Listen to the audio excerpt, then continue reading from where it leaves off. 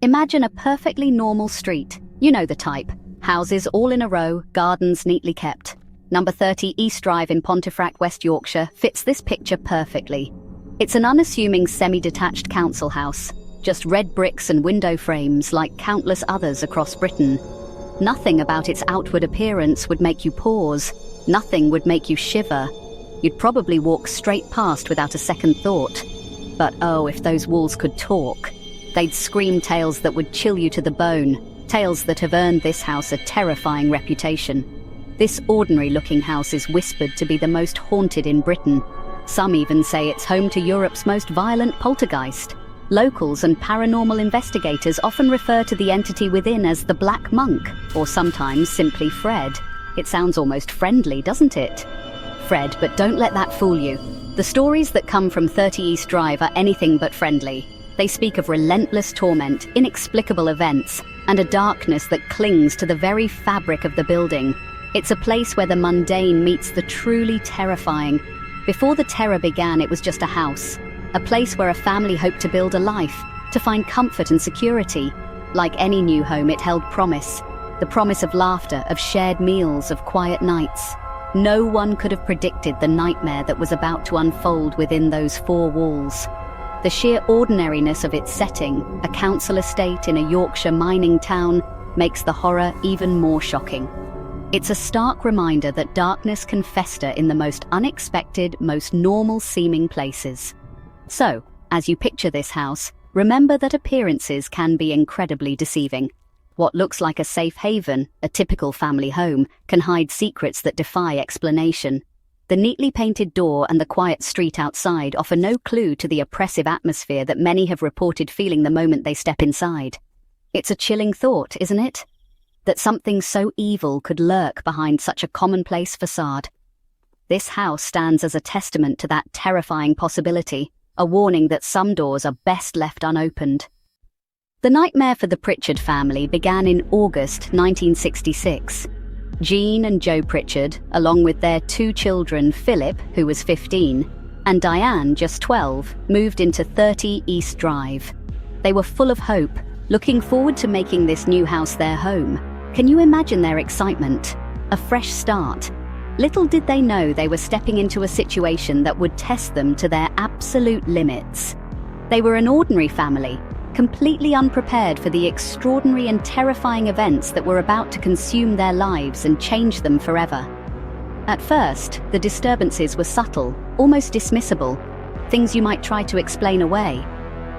The family noticed unexplained cold spots in certain areas of the house, even when the heating was on full blast. Then, a fine white powder started falling in drifts, seemingly from nowhere, settling on surfaces. Puddles of water would appear on the linoleum floor in the kitchen with no discernible source. These were strange occurrences, certainly, but perhaps not immediately alarming. They tried to find logical explanations, as anyone would. Maybe it was the plumbing or dust from the old house settling. But soon, the activity began to escalate. It became harder to ignore. Objects started moving on their own accord. Ornaments would slide across shelves and cupboards would open and close by themselves. Lights would flicker erratically, sometimes switching on and off, repeatedly plunging rooms into darkness, then bright light. The family started hearing strange noises, two heavy, guttural breathing sounds when no one was there, and distinct, disembodied footsteps pacing upstairs. The unease turned to fear. They nicknamed the unseen presence Fred, perhaps in an attempt to normalize it, to make it less terrifying. Fred, however, was no gentle spirit. While some of its early antics might have seemed mischievous, there was an underlying intelligence and soon a malevolence. The poltergeist seemed to enjoy toying with them, its actions becoming more bold and more frequent. The family found themselves living on edge, never knowing what Fred would do next. Their dream home was rapidly transforming into a house of horrors. Sleep became difficult, and the constant tension wore them down. They were living a waking nightmare, isolated in their terror as the entity established its chilling presence. The poltergeist activity, Fred's torment, didn't just stay at the level of moving objects and strange noises. It grew bolder, more aggressive, and far more physical. Imagine waking up to find your kitchen completely trashed. Heavy furniture, like the sideboard, would be found overturned, as if thrown by an incredible force. Greenish slime or foam would inexplicably ooze from the taps, and even the toilet bowl, adding a disgusting and unsettling dimension to the haunting.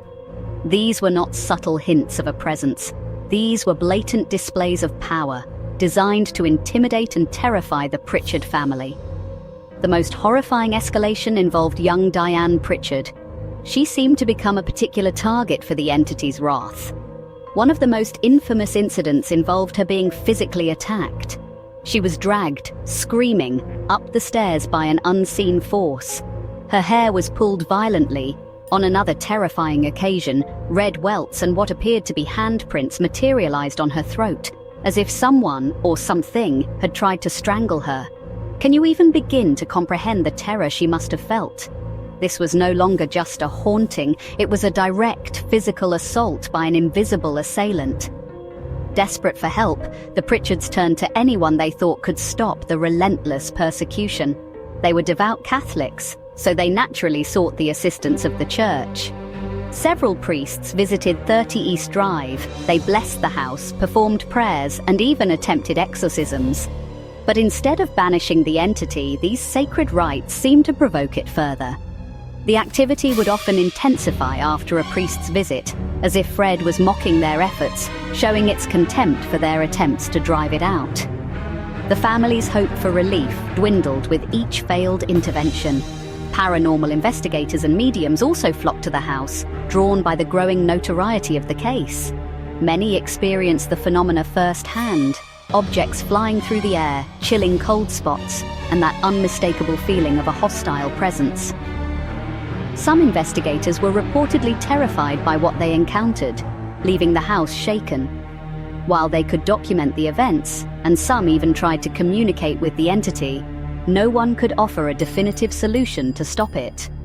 The Black Monk, or Fred, remained in control, its grip on the house and the family seemingly unbreakable. The terrifying events at 30 East Drive are often linked to a dark local legend, the legend of the Black Monk of Pontefract. The story goes that centuries ago, a Cluniac monk from the nearby priory committed a heinous crime. He was accused of the rape and murder of a young girl. As punishment for his terrible deeds, he was supposedly hanged on a gallows located on, or very near, the land where the council estate, including 30 East Drive, was eventually built. Many believe that the poltergeist tormenting the Pritchards was the vengeful, restless spirit of this disgraced monk, his evil essence tied to the very ground. Even after the Pritchard family finally moved out, driven from their home by years of relentless terror, the story of 30 East Drive didn't end. Subsequent tenants and numerous visitors over the decades have reported experiencing disturbing phenomena.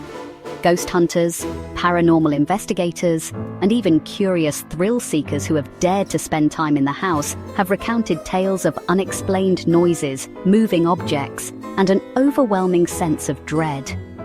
The house, it seems, retained its malevolent atmosphere, the entity within continuing its reign long after the Pritchards had gone, never truly finding peace. It's no surprise, then, that 30 East Drive has become one of the most infamous haunted locations in the United Kingdom, if not the world.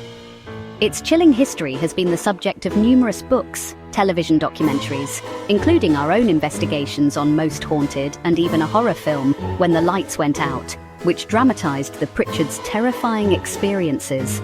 The house draws people in, a dark magnet for those fascinated by the paranormal, each hoping, or perhaps dreading, to witness something for themselves. Its reputation is cemented in paranormal lore. So the next time you see an ordinary-looking house, remember number 30 East Drive. Remember that what lies behind a simple front door can be far from ordinary. It can be a place where nightmares are real, where an unseen entity can inflict unimaginable terror. The Black Monk of Pontefract, whether a centuries-old spirit or some other inexplicable force, serves as a chilling warning. Don't be fooled by appearances, because sometimes the most normal-looking places hide the darkest, most terrifying secrets, and the evil within is patiently waiting.